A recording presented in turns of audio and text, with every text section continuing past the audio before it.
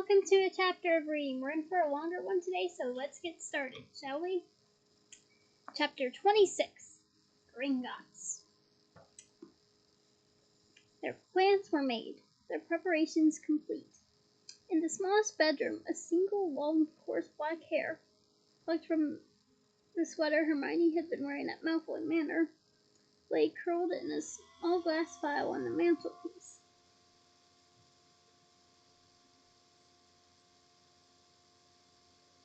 "And you'll be using her actual wand," said Harry, nodding toward the walnut wand, "so everything will be pretty convincing." Hermione was frightened that the wand went sting or bite her as she picked it up. "I hate this thing," she said in a low voice. "I really hate it. It feels so wrong. It doesn't work properly for me. It's a bit of her." Harry couldn't help but remember how Hermione had dismissed his loathing of the blackthorn wand, insisting that he was imagining things when it didn't work as well as his own, telling him to simply practice. He chose not to repeat her own advice back to her. Good move, Harry.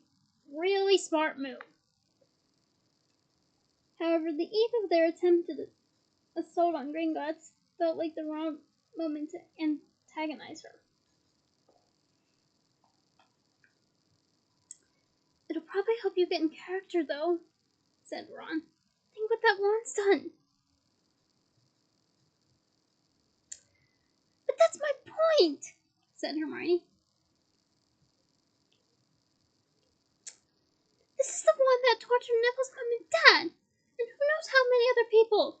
This is the one that killed Sirius." Harry hadn't thought of that. He looked down at the wand and was visited by a brutal urge to snap it, to slice it in half with Gryffindor's sword, which was propped against the wall beside him.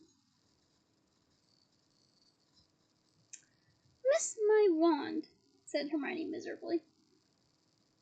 "I wish Mr. Ollivander could have made me another one, too." Mr. Ollivander had sent Luna a new wand that morning. She was out on the back lawn at that moment, testing its capabilities in the late afternoon sun. Dean, who had lost his wand to the Snatchers, was watching rather gloomily. Harry looked down at the hawthorn wand that had once belonged to Draco Malfoy. He had been surprised, but pleased, to discover that it worked from at least as well as Hermione's had done. Remembering what Ollivander had told them of the secret workings of wands, Harry thought he knew what Hermione's problem was. She hadn't won the Walnut Wand's allegiance by taking it personally from Bellatrix. The door of the bedroom opened and Griphook entered. Harry reached instinctively for the hilt of the sword and drew it close to him, but regretted his action at once. He could tell that the goblin had noticed. Seeking to gloss over the sticky moment, he said, "We've just been checking the last-minute stuff, Griphook. We've told Bill and Fleur we're leaving tomorrow, and we've told them not to get up to see us off." They had been firm on this point because Hermione would need to transform into Bellatrix before they left, and the less that Bill and Fleur knew or suspected about what they were about to do, the better. They also explained that they wouldn't be returning, as they had lost Perkins' old tin on the night that the Snatchers caught them. Bill had lent them another one. It was now packed inside the beaded bag, which Harry was impressed to learn Hermione had protected from the Snatchers by the simple expedient of stuffing it down her sock. Good move, Hermione. Though he would miss Bill, Fleur, Luna, and Dean, not to mention the home comforts they had enjoyed over the last few weeks, Harry was looking forward to escaping the confinement of Shell Cottage. He was tired of trying to make sure that they weren't overheard, tired of being shut in the tiny dark bedroom. I mean, yeah, considering Harry's experience with being in tiny dark bedrooms, considering he had the cupboard under the stairs for most of his life until he got the second bedroom.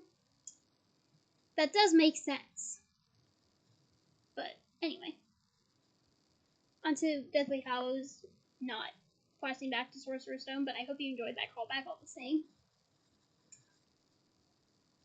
Most of all, he wanted to be rid of Griphook. However, precisely how and when they were to part from the goblin without handing over Gryffindor's sword remained a question to which Harry had no answer. It had been impossible to decide how they were going to do it, because the goblin rarely left Harry, Ron, and Hermione alone together for more than 5 minutes at a time. "You give my mother lessons," said growled Ron, as the goblin's long fingers kept appearing around the edges of doors. With Bill's warning in mind, he couldn't help suspecting that Griphook was on the watch for possible skullduggery. Hermione disapproved so heartily of the planned double cross that Harry had given up attempting to pick her brains on how best to do it. Ron, on the rare occasions that they had been able to snatch a few Griphook-free moments, had come up with nothing better than, "We'll just have to win it, right?" Harry slept badly that night. Lying awake in the early hours, he thought back to the way he had felt the night before they had infiltrated the Ministry of Magic and remembered a determination, almost an excitement. Now he was expecting jolts of anxiety, nagging doubts. He couldn't shake off the fear that it was all going to go wrong. Foreshadowing. He kept telling himself that their plan was good, that Griphook knew what they were facing, that they were well prepared for all the difficulties they were likely to encounter. Yet still he felt uneasy. Once or twice he heard Ron stir and was sure that he too was awake. But they were sharing the sitting room with Dean, so Harry didn't speak. It was a relief when 6 o'clock arrived and they could slip out of their sleeping bags, dress in the semi-darkness, then creep out into the garden, where they were to meet Hermione and Griphook. The dawn was chilly, but there was little wind now that it was May. Well, we're still in April, so you're gonna have to wait some weeks. Moving on. Harry looked up at the stars, still glimmering palely in the dark sky, and listened to the sea washing backward and forward against the cliff. He was going to miss the sound. Aw, I would too, Harry. Ocean waves are so calming. I love them. I really do. Small green shoots were forcing their way up through the red earth of Dobby's grave now. In a year's time, the mound would be covered in flowers. The white stone that bore the elf's name had already acquired a weathered look. He realized now that they could have hardly laid Dobby to rest in a more beautiful place. But Harry ached with sadness to think of leaving him behind. Aww. Hugs for Harry.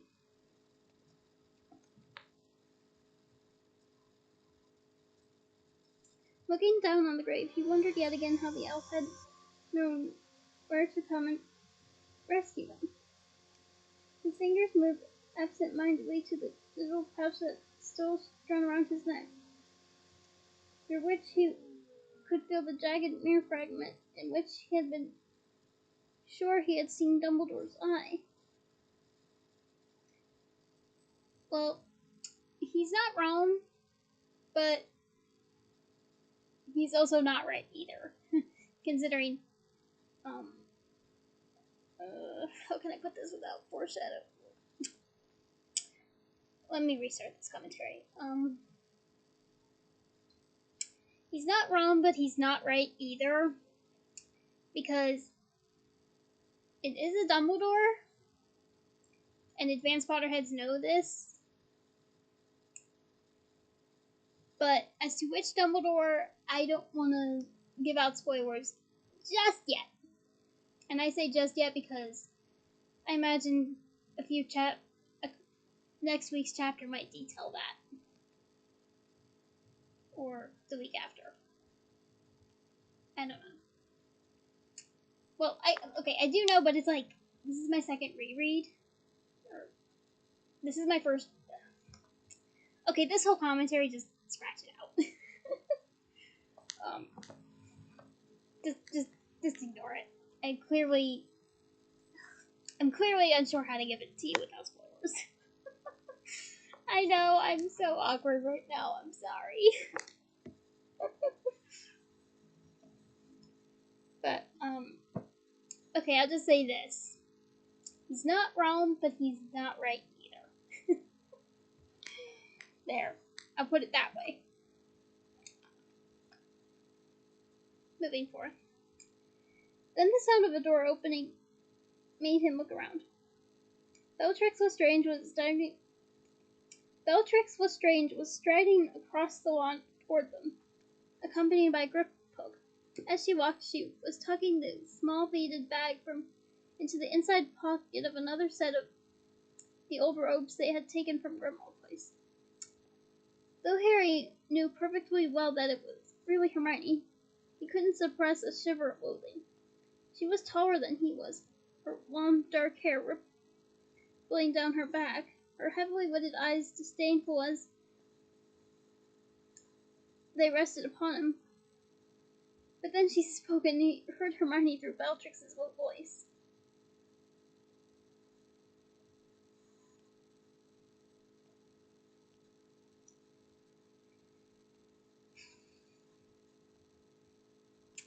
Okay, I'm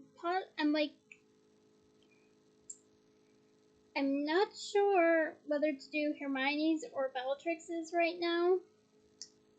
So, how about we go with Hermione, and then a little later we go Bellatrix. Because that's the only way I can probably get away with bringing this to life for you guys, which I love doing this, don't get me wrong, but it's like, I have to try to figure out how I need to do that in the way that makes the most cohesive sense. So, for right now, I'm going to use Hermione's, but later I will use Bellatrix's. And then later I will go back to Hermione's again.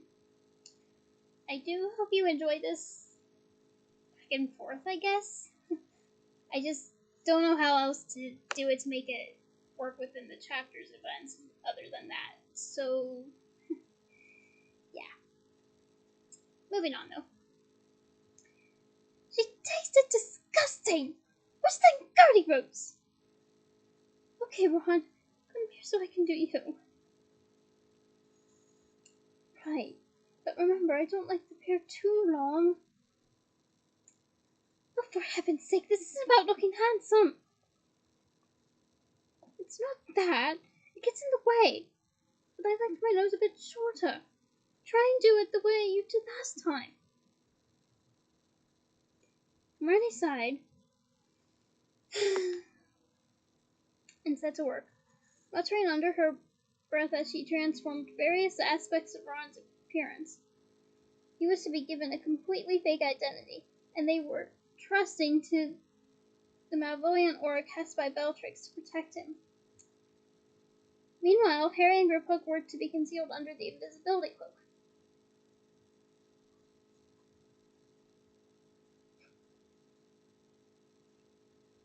There, said Hermione. How does he look, Harry? It was just possible to discern Ron under his disguise, but only, Harry thought, because he knew him so well. Ron's hair was now long and wavy. He had a thick brown beard and mustache, no freckles, a short broad nose, and heavy eyebrows. Well, he's not my type, but he'll do, said Harry. Shall we go, then? All three of them glanced back at the Shell Cottage, lying dark and silent under the fading stars, then turned and began to walk toward the point, just beyond the boundary wall, where the Fidelius charm stopped working and they would be able to separate. Once past the gate, Griphook spoke. I should climb up now, Harry Potter, I think.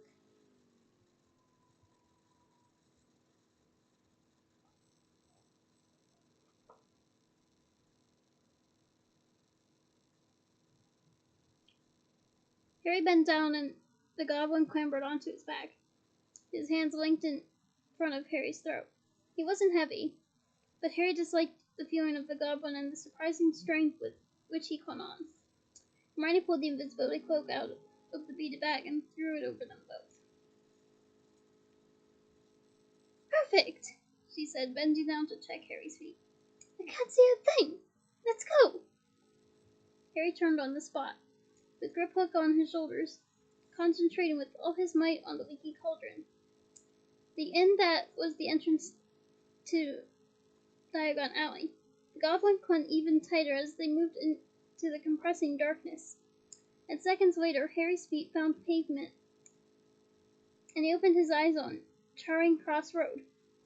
Muggles bustled past wearing the hangdog expressions of early morning, quite unconscious of the little inn's existence. The bar of the leaky cauldron was nearly deserted. Tom, the stooped and toothless landlord, was polishing glasses behind the bar counter. A couple of warlocks, having a muttered conversation in the far corner, glanced at Hermione and drew back into the shadows. Madame Lestrange, murmured Tom, and as Hermione passed, he inclined his head subserviently. Good morning, said Hermione, and as Harry crept past, still carrying Griphook piggyback under the cloak, he saw Tom look surprised. Too polite, Harry whispered in Hermione's ear as they passed out of the inn into the tiny backyard. You need to treat people like they're scum. Okay. Hermione drew out Bellatrix's wand and tapped a brick in the nondescript wall in front of them. Once the bricks began to roll and spin, a hole appeared in the middle of them, which grew wider and wider, finally forming an archway onto the narrow cobbled street that was Diagon Alley. It was quiet, barely time for the shops to open, and there were hardly any shoppers abroad. The crooked cobbled street was much altered now from the bustling place Harry had visited before his first term at Hogwarts so many years before. More shops than ever were boarded up, though several new establishments dedicated to the dark arts had been created since his last visit. Harry's own face glared down at him from posters plastered over many windows, always captioned with the words, Undesirable Number 1. A number of ragged people sat huddled in doorways.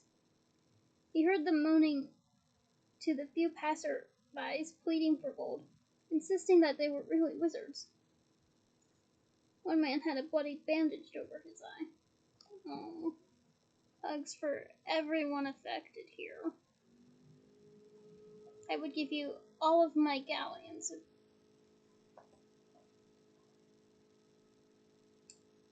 As they set off along the street, the beggars glimpsed Hermione. They seemed to melt away before her, drawing hoods over their faces and fleeing as fast as they could. Hermione looked after them curiously, until the man with the bloodied bandage came staggering right across her path. My children, he bellowed, pointing at her.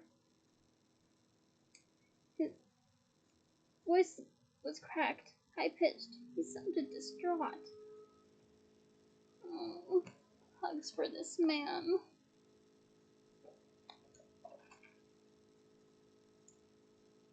Where are my children? What has he done with them? You know. I really, stammered Hermione. The man lunged at her, reaching for her throat. Then, with a bang and a burst of red light, he was thrown backward onto the ground, unconscious. Ron stood there, his wand still outstretched, and a look of shock visible behind his beard. Faces appeared at the windows on either side of the street, with a little knot of prosperous-looking passerbys gathered their robes about them and broke into gentle trots, keen to vacate the scene.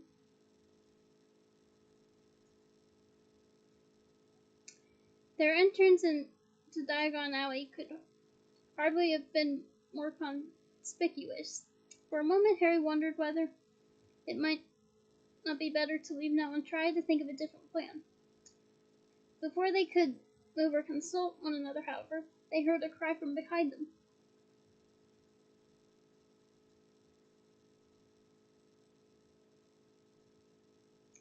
Why, Madame Lestrange! Harry whirled around and Griphook tightened his hold around Harry's neck. A tall, thin wizard with a crown of bushy grey hair and a long, sharp nose was striding toward them. It's Travers, hissed the goblin into Harry's ear. But at that moment Harry couldn't think who Travers was. Hermione had drawn herself up to her fullest height and said with as much contempt as she could muster, "Okay, I'm going to use Bellatrix's voice from here on out. And what do you want?" Travers stopped in his tracks, clearly affronted. "He's another Death Eater," breathed Griphook, and Harry sidled sideways to repeat the information into Hermione's ear. "I merely sought to greet you," said Travers coolly. "But if my presence is not welcome—" Harry recognized his voice now. Travers was one of the Death Eaters who had been summoned to Xenophilius' house. No, not at all. No, not at all, Travers," said Hermione quickly, trying to cover up her mistake.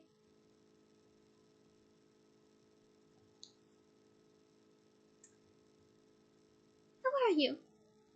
"Well, I confess I'm surprised to see you out and about, Bellatrix." "Really? Why?" "Well," Travers coughed, "I heard that the inhabitants of Malfoy Manor were confined to the house after the escape."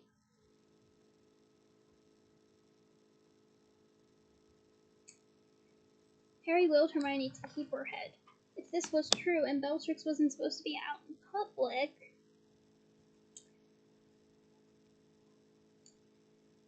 "The Dark Lord forgives those who have served him most faithfully in the past," said Hermione in a magnificent imitation of Bellatrix's most contemptuous manner. "Perhaps your credit is not as good with him as mine is, Travers." Though the Death Eater looked offended, he also seemed less suspicious. He glanced down at the man Ron had just stunned. "How did it offend you?" "It does not matter. It will not do so again," said Hermione coolly. "Some of these Wanderers can be troublesome," said Travers. "While they do nothing but beg, I have no objection, but one of them actually asked me to plead her case at the ministry last week. I'm a witch, sir, I'm a witch. Let me prove it to you," he said in a squeaky impersonation, as if I was going to give her my wand. "But whose wand?" said Travers curiously. "Are you using at the moment, Bellatrix? I heard that your own was—" "I have my wand here," said Bellatrix coldly, holding up Bellatrix's wand. "I don't know what rumors you have been listening to, Travers, but you seem sadly misinformed."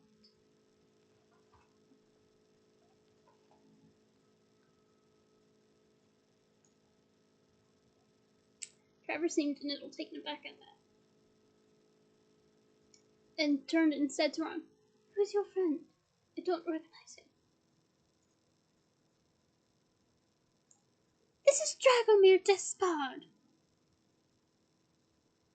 said Hermione. They had decided that a fictional foreigner was the safest cover for Ron to assume. "He speaks very little English, but he's in sympathy with the Dark Lord's aims.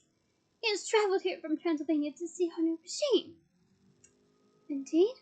How do you do, Dragomir?" "How are you?" said Ron, holding out his hand.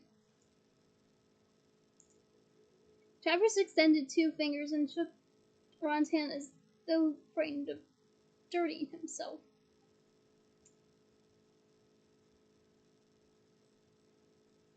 "So what brings you and your sympathetic friend to Diagon Alley this evening?" asked Travers. "I need to visit Gringotts," said Hermione. "Alas, I also," said Travers. "Cold, filthy cold. We cannot live without it, yet I confess I deplore the necessity of consulting with our long-fingered friends. Harry felt Griphook's clasp hands tighten momentarily round his neck. "Shall we?" said Travers, gesturing Hermione forward. Hermione had no choice but to fall into step beside him, and head along the crooked cobbled street toward the place where the snowy white Gringotts stood towering over the other little shops. Ron swept along beside them, and Harry and Griphook followed. The watchful Death Eater was the very last thing they needed, and the worst of it was, the Travers marching at what he believed to be Bellatrix's side, there was no means for Harry to communicate with Hermione or Ron. All too soon they arrived at the foot of the marble steps leading up to the great bronze doors. As Griphook had already warned them, the blue-eared goblins who usually flanked the entrance had been replaced by 2 wizards, both of whom who were clutching long, thin golden rods.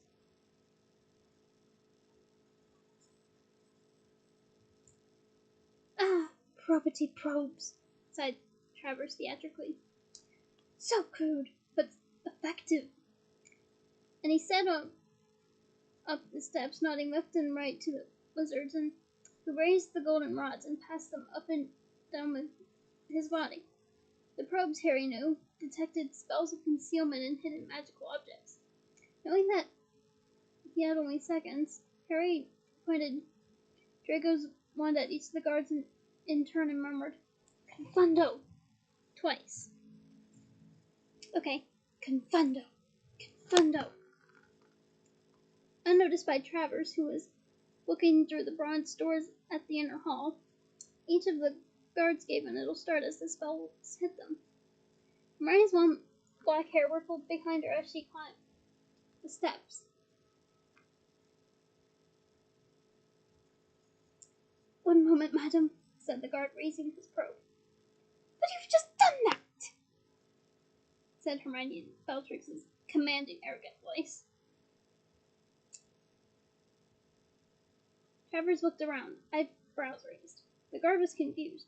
He stared down at the thin golden probe, and then at his companion, who said in a slightly dazed voice, "Yeah, you've just checked them, Marius." Hermione swept forward, Ron by her side, Harry and Griphook trotting invisibly behind them. Harry glanced back as they crossed the threshold. The wizards were both scratching their heads.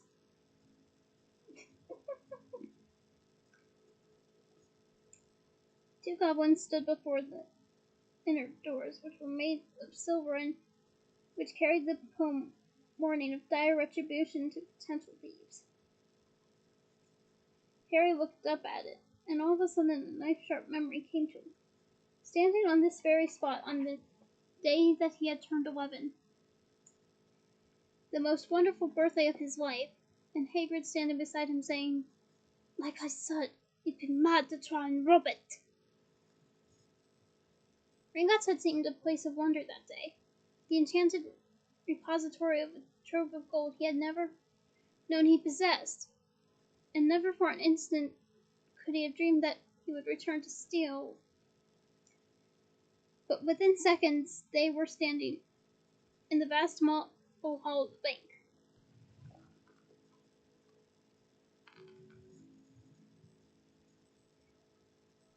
The long counter was manned by goblins sitting on high stools, serving the first customers of the day. Hermione, Ron, and Travers headed toward an old goblin who was examining a thick gold coin through an eyeglass. Hermione allowed Travers to step ahead of her on the pretext of explaining the features of the halt to Ron. The goblin tossed the coin he was holding aside, and said to nobody in particular, "Leprechaun." Then greeted Travers, who passed over a tiny golden key, which was examined and given back to him. Hermione stepped forward. "Madame Lestrange," said the goblin, evidently startled. "Dear me, how may I help you today? I wish to enter my vault." The old goblin seemed to recoil a little. Harry glanced around. Not only was Travers hanging back watching, but several other goblins had looked up from their work to stare at Hermione. "You have identification?" asked the goblin. "Identification? I have never been asked for identification before." "I know," whispered Griphook in Harry's ear. "They must have been warned there might be an impostor." "Your wand will do, madam," said the goblin. He held out a slightly trembling hand, and in a dreadful blast of realization, Harry knew that the goblins of Gringotts were where that Bellatrix's wand had been stolen. Act now," whispered Griphook in Harry's ear. "The Imperious Curse." Harry raised the hawthorn wand beneath the cloak, pointed it at the old goblin, and whispered for the first time in his life, "Imperio!" A curious sensation shot down Harry's arm, a feeling of tingling warmth that seemed to flow from his mind, down the sinews and veins connecting him to the wand and the curse it had just cast. The goblin took Bellatrix's wand, examined it closely, then said, "Ah, you have had a new wand made, Madame Lestrange." "What?" said Hermione. No, that's mine." "A new wand," said Travers, approaching the counter again. Still the goblins all around were watching. "But could you have done? Which wand maker did you use?" Harry acted without thinking. Pointing his wand at Travers, he muttered, "Imperio!" once more. "Oh, yes, I see," said Travers, looking down at Bellatrix's wand. "Yes, very handsome. And is it working well? I always think wands require a little breaking in, don't you?" Hermione looked utterly bewildered. I would have preferred phonics, but bewildered means the same thing, so. But to Harry's enormous relief, she accepted the bizarre turn of events without comment. The old goblin behind the counter clapped his hands and the younger goblin approached. "I shall need the clankers," he told the goblin, who dashed away and returned a moment later with a leather bag that seemed to be full of dangling metal, which he handed to his senior. Good. So if you will follow me, Madame Lestrange," said the old goblin, hopping down off his stool and vanishing from sight, "I shall take you to your vault."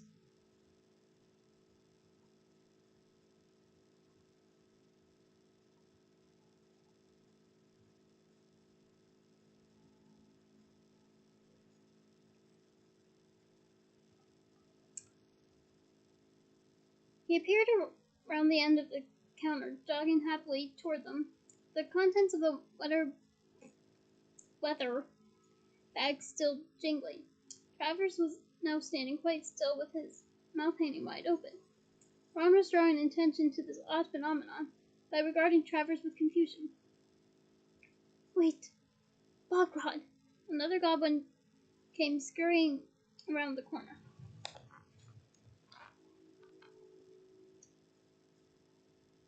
"We have instructions," he said with a bow to Hermione. "Forgive me, madam, but there have been special orders regarding the vault of Lestrange."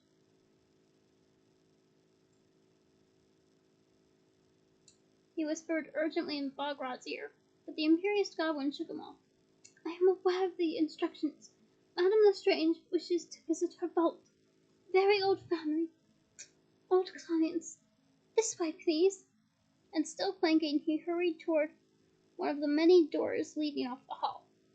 Harry looked back at Travers, who was still rooted to the spot, looking abnormally vacant, and made his decision. With a flick of his wand, he made Travers come with them, walking meekly in their wake as they reached the door and passed into the rough stone passageway beyond, which was lit with flaming torches.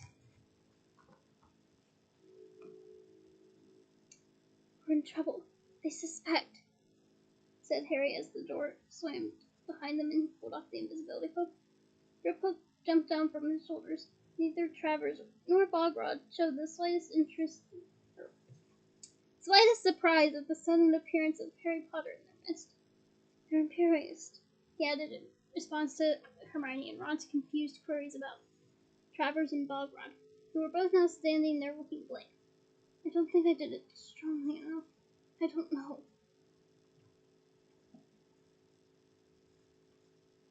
And another memory darted through his mind of the real Bellatrix Lestrange, shrieking at him when he had first tried to use an unforgivable curse. You need to mean them, Potter! What do we do? Asked Ron. Shall we get out now? But we can. If we can, said Hermione, looking back toward the door into the main hall, beyond which who knew what was happening. We got this far. I say we go on, said Harry. Good.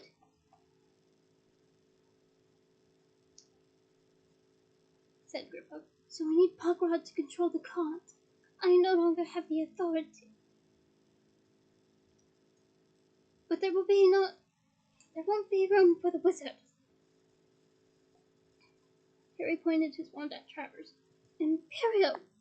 The wizard turned and set off along the dark track at a smart pace. What are you making him do? Hide, said Harry as he pointed his wand at Bogrod, who whistled to summon a little cart that came trundling along the tracks toward them out of the darkness. Harry was sure he could hear shouting behind them in the main hall as they all clambered into it. Bogrod in the front with Griphook, Harry, Ron, and Hermione crammed together in the back. With a jerk, the cart moved off, gathering speed. They hurtled past Travers, who was wriggling into a crack in the wall. Then the cart began twisting and turning through the labyrinthine passages, sloping downward all the time.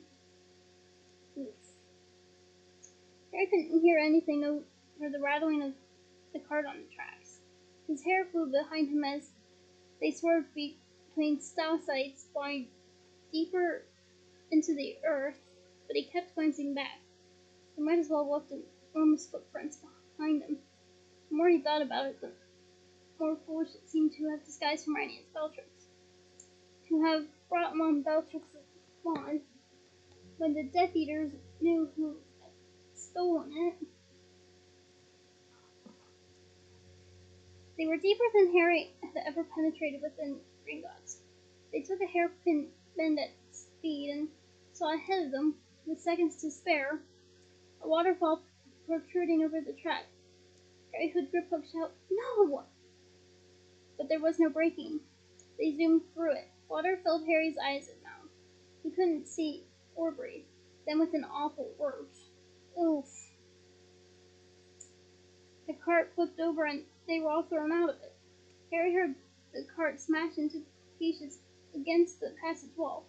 Heard Hermione shriek something, which I will not attempt, and felt himself glide back toward the ground as the weightless, landing painlessly on the rocky passage wall.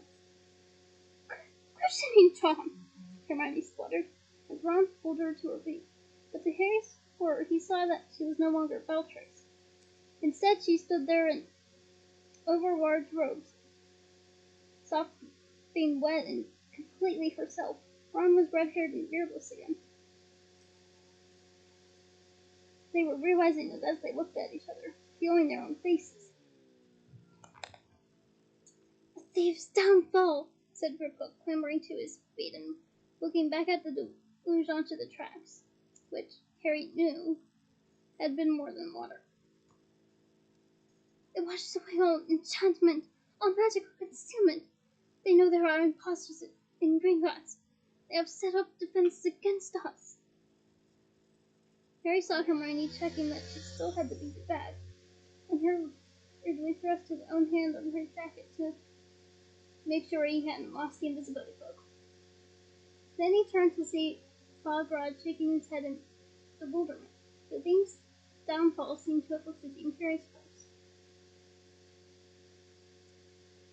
"We need him," said Griphook. "We cannot enter the vault without a Gringotts covenant, and we need the Clankers." "Imperio!" Harry said again. His voice echoed through the stone passages. He felt again the sense of heady control that flowed from brain to wand.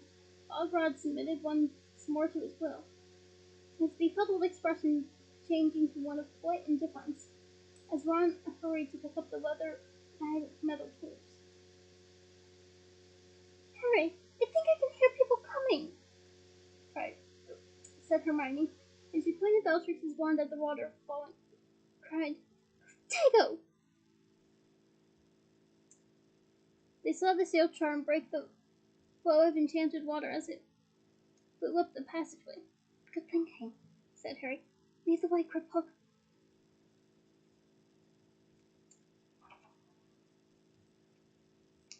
"How are we going to get out again?" Ron asked as they hurried on foot into the darkness after the goblin, Ogrod panting in their wake like an old dog. Oh, you're gonna love how they escape. You're gonna love how they escape. "Let's worry about that when we have to," said Harry. He was trying to listen. He thought he could hear something clinking and moving around nearby. "Griphook, how much farther?" "Not far, Harry Potter, not far." And they turned a corner and saw the thing for which Harry had been prepared, but which still brought them all to a halt. The gigantic dragon was tethered to the ground in front of them, barring access to 4 or 5 of the deepest vaults in the place. The beast's scales had turned pale and flaky during its long incarceration under the ground. Its eyes were milkily pink. Both were legs bore heavy cuffs from which chains led to enormous pegs driven deep into the rocky floor. Its great spiked wings, folded close to its body, would have filled the chamber if it spread them. And when it turned its head toward them, it roared with a noise that made the rock tremble, opened its mouth, and spat a jet of fire that sent them running back up the passageway. Oh, hugs. Hugs for this dragon, because it does not deserve this treatment. No one, human or animal, deserves this treatment.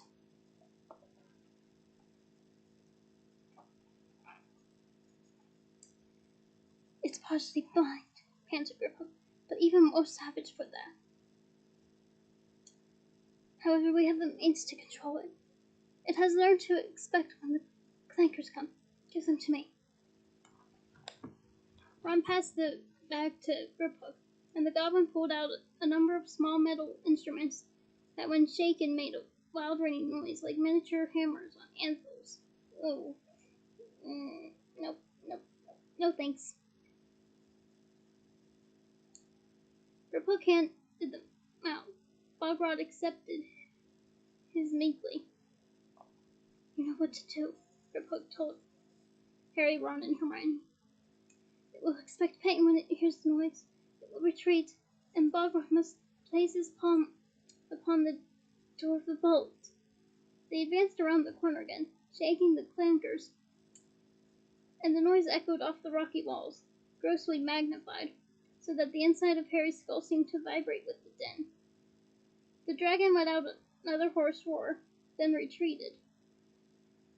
Harry could see it trembling, and as they drew nearer he saw the scars made vicious slashes across its face, and guessed that it had been taught to fear hot swords when it heard the sound of the clankers. Oh, hugs for the dragon again. Because again, no human or animal ever deserves this treatment.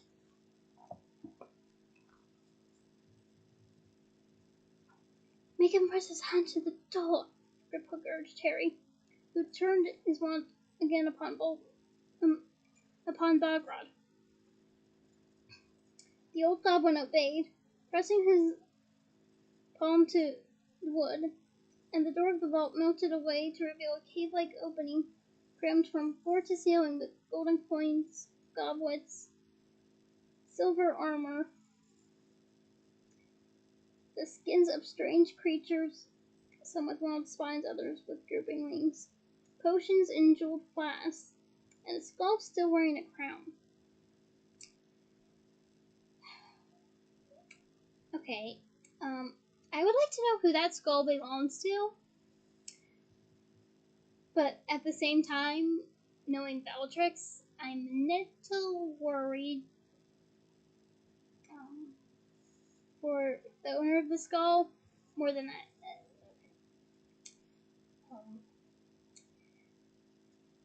Okay, I'm kind of curious as to who this skull belongs to, because it can be a many possibility. So, given the clue that it's wearing a crown, we have to assume that it has to be at least a royal or noble. But as to which, it's really vague. So you can have your own interpretation, but it's still making me wonder who it belongs to, you know? Moving on, though. Search fast, said Harry as they all hurried inside the vault. He had described Hufflepuff's cup to Ron and Hermione, but if it was the other unknown Horcrux that resided in this vault, he didn't know what it looked like. He barely had time to glance around, however, before there was a muffled clink from behind them. The door had reappeared, sealing them inside the vault, and they were plunged into total darkness. No matter, Pop-God will be able to release us, said Griphook, as Ron gave a shout of surprise, which I will not attempt. Light your wands, can't you? And hurry, we have very little time. Lumos.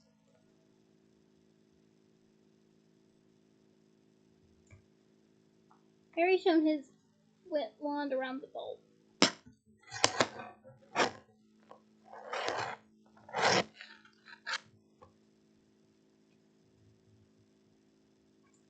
Its beam fell upon glittering jewels. He saw the fake sword of Gryffindor lying on a high shelf amongst a jumble of chains. Ron and Hermione had lit their wands too, and were now examining the piles of objects surrounding them. Harry, could this be... Ah! Hermione screamed in pain, and Harry turned his wand on her in time to see a jeweled goblet tumbling from a grip. But as it fell, it split, became a shower of goblets, so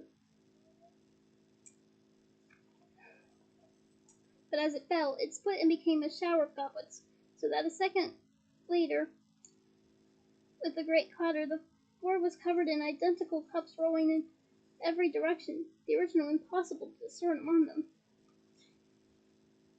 Pardon me, moaned Hermione, sucking her blistered fingers. They have added Geminino and Flagranti curses, said Griphook. Everything you touch will burn and multiply. But the copies are worthless, and if you continue to handle the treasure, you will eventually be crushed to death by the weight of expanding gold. Okay, don't touch anything, said Harry desperately. But even as he said it, Ron accidentally nudged one of the fallen goblets with his foot, and 20 more exploded into being while Ron hopped on the spot. Part of his shoe burned away by contact with the hot metal.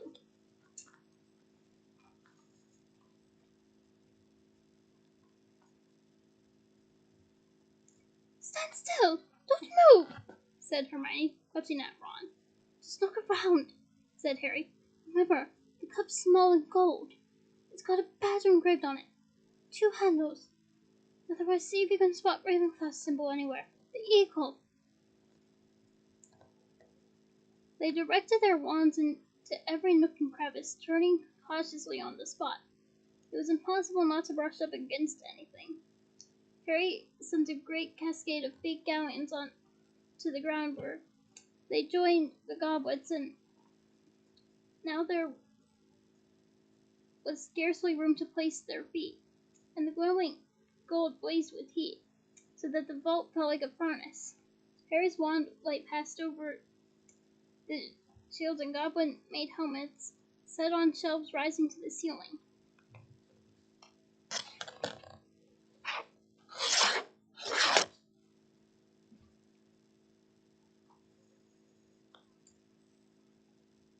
Higher and higher he raised the beam until suddenly he found an object that made his heart skip and his hand tremble. It's there! It's up there! Ron and Hermione pointed their wands at it too, so that the little golden cup sparkled in a three-way spotlight. The cup had belonged to Helga Hufflepuff, which had passed into the possession of Hepzibah Smith, from whom it had been stolen by Tom Riddle.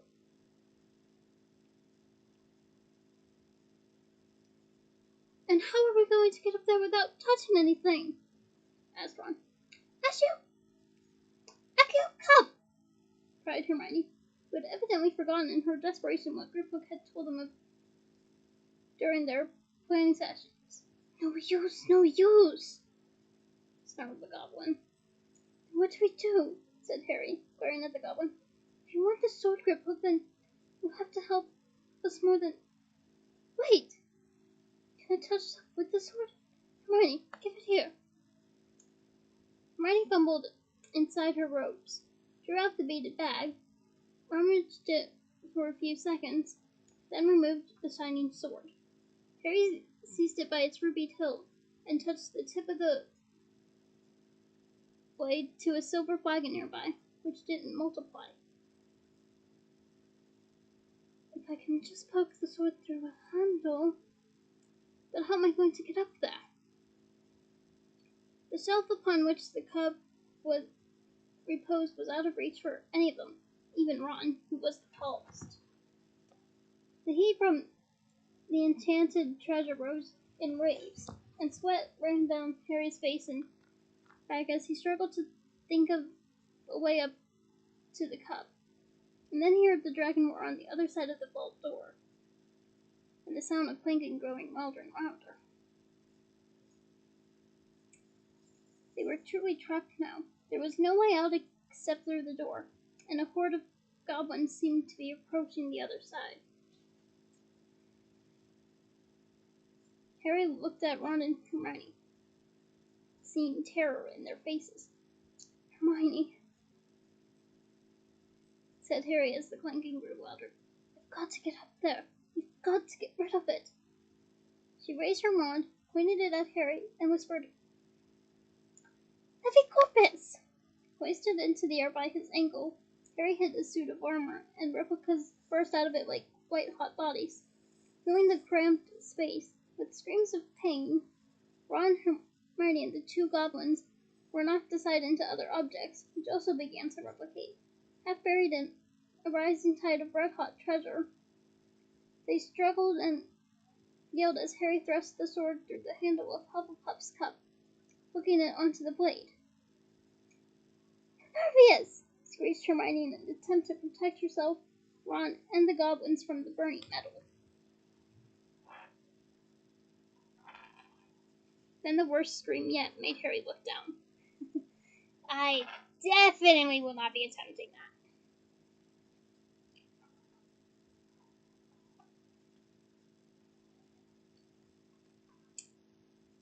Ron and Hermione were waist deep in treasure, struggling to keep Bogrod from slipping beneath the rising tide. But Griphook had sunk out of sight, and nothing but the tips of a few long fingers were left in view. Harry seized Griphook's fingers and pulled. The blistered goblin emerged by degrees, howling. Paper corpus! Yelled Harry, and with a crash he and Griphook landed on the surface of the swelling treasure, and the sword flew out of Harry's hand. Get it! Harry yelled, fighting the pain of the hot metal on his skin as Griphook clambered onto his shoulders again, determined to avoid the swelling mass of red-hot objects. Where's the sword? It had the cup on it. The clanging on the other side of the door was growing deafening. It was too late. There! It was Griphook who had seen it, and Griphook who lunged. And in that instant, Harry knew that the goblin had never expected them to keep their word. One hand holding tightly to a fistful of Harry's hair, to make sure he didn't fall into the heaving sea of burning gold, Griphook seized the hilt of the sword and swung it high out of Harry's reach. The tiny golden cup, skewered by the handle on the sword's blade, was flung into the air. The goblin still astride him. Harry dived and caught it, and although he could feel it scalding his flesh, he didn't relinquish it, even while countless Hufflepuff cups burst from his fist, raining down upon him as the entrance of the vault opened up again, and he found himself sliding uncontrollably on an expanding avalanche of fiery gold and silver that bore him, Ron, and Hermione into the outer chamber. Hardly aware of the pain from the burns covering his body, and still borne along the swell of replicating treasure, Harry shoved the cup into his pocket and reached up to retrieve the sword, but Griphook was gone. Sliding from Harry's shoulders the moment he could, he had sprinted for cover amongst the surrounding goblins, brandishing the sword and crying, "Thieves! Thieves! Help! Thieves!" He vanished into the midst of the advancing crowd, all of whom were holding daggers and who accepted him without question. Slipping onto the hot metal, Harry struggled to his feet and knew that the only way out was through. "Stupefy!" he bellowed, and Ron and Hermione joined in. Jets of red light flew into the crowd of goblins, and some toppled over, but others advanced, and Harry saw several wizard guards running around the corner. The tethered goblin let out a roar, and a gush of flame flew over the goblins. The wizards fled, doubled up, back the way they had come, and inspiration, or madness, came to Harry.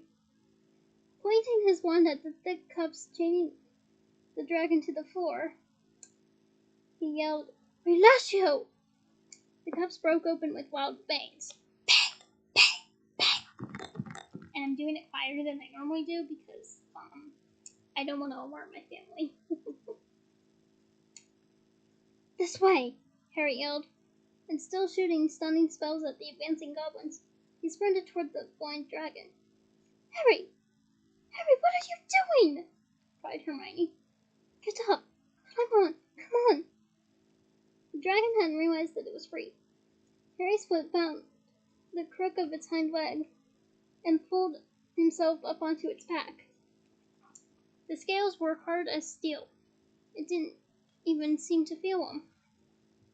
He stretched out an arm. Hermione hoisted herself up. Ron climbed down behind them, and a second later the dragon became aware that it was untethered. With a roar, it reared. Harry dug in his knees, clutching as tightly as he could to the jagged scales as the wings opened, knocking the shrieking goblins aside like Skittles. Those are delicious, by the way. The candy Skittles. I don't know about the Skittles mentioned here. Moving on. And it soared into the air. Harry, Ron, and Hermione, flat on its back, scraped against the ceiling as it dived toward the passage opening, while the pursuing goblins hurled daggers that glanced off its flanks. "We'll never get out! It's too big!" Hermione screamed. But the dragon opened its mouth and belched flame again, blasting the tunnel, whose floors and ceiling cracked and crumbled. By sheer force, the dragon clawed and fought its way through. Harry's eyes were shut tight against the heat and dust. Deafened by the crashing of rock and the dragon's roars, he could only cling to its back, expecting to be shaken off at any moment. Then he heard Hermione yelling, "Defodio!" She was helping the dragon enlarge the passageway, carving out the ceiling as it struggled upward toward the fresher air, away from the shrieking and clanking goblins. Harry and Ron copied her, blasting the ceiling apart with more gouging spells. They passed the underground lake, and the great crawling, snarling beast seemed to sense freedom and space ahead of it. Behind them, the passage was full of the dragon's thrashing, spiked tail, great lumps of rock, gigantic fractured stalactites, and the clanking of goblins seemed to be growing more muffled, while ahead the dragon's spire kept their progress clear. And then at last, by the combined force of their spells and the dragon's brute strain, they had blasted their way out of the passage into the marble hallway. Goblins and wizards shrieked and ran for cover. Then finally the dragon had room to stretch its wings. Turning its horned head toward the cool outside air it could smell beyond the entrance, it took off, and with Harry, Ron, and Hermione still clinging to its back, it forced its way through the metal doors, leaving them buckled and hanging from their hinges, as it staggered into Diagon Alley and launched itself into the sky. That is the end of this chapter. Join me next week for chapter 27, The Final Hiding Place. Until then, bye!